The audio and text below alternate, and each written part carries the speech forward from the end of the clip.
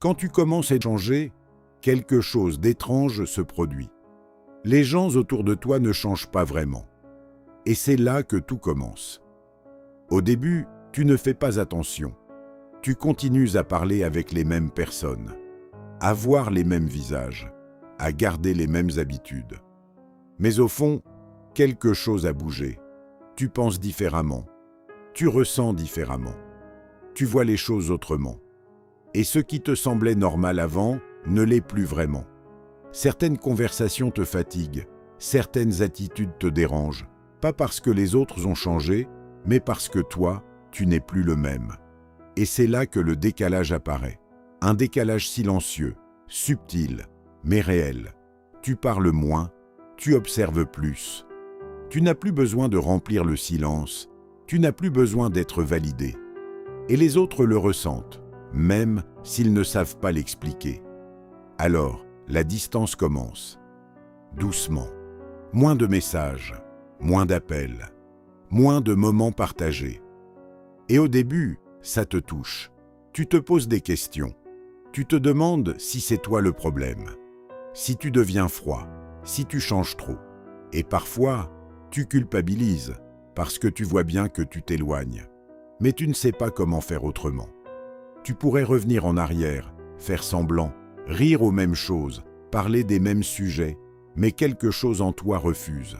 Parce que tu sais que tu n'es plus cette personne. Et c'est là que le vrai conflit commence. Pas avec les autres, avec toi-même.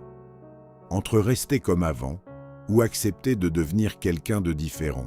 Et cette décision, elle est inconfortable. Parce qu'elle a un prix. Le prix de certaines relations. Le prix de certaines habitudes. Le prix de certaines versions de toi. Mais avec le temps, tu comprends quelque chose d'important. Tu n'as pas perdu les gens, tu as perdu la version de toi qui correspondait à eux. Et ça change tout. Parce que certaines relations ne sont pas faites pour évoluer.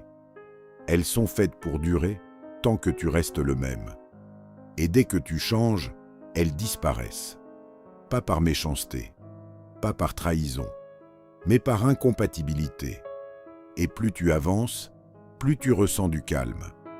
Moins de bruit, moins de faux problèmes, moins de tensions inutiles. Tu respires différemment, tu penses plus clairement, tu te sens plus aligné.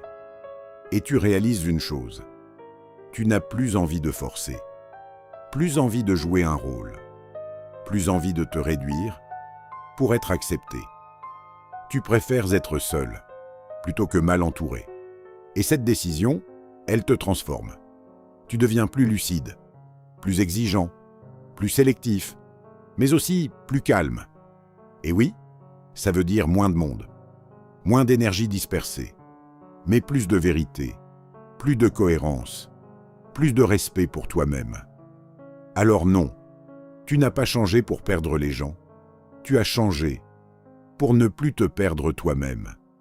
Et les bonnes personnes, elles ne disparaissent pas, elles s'adaptent, ou elles arrivent.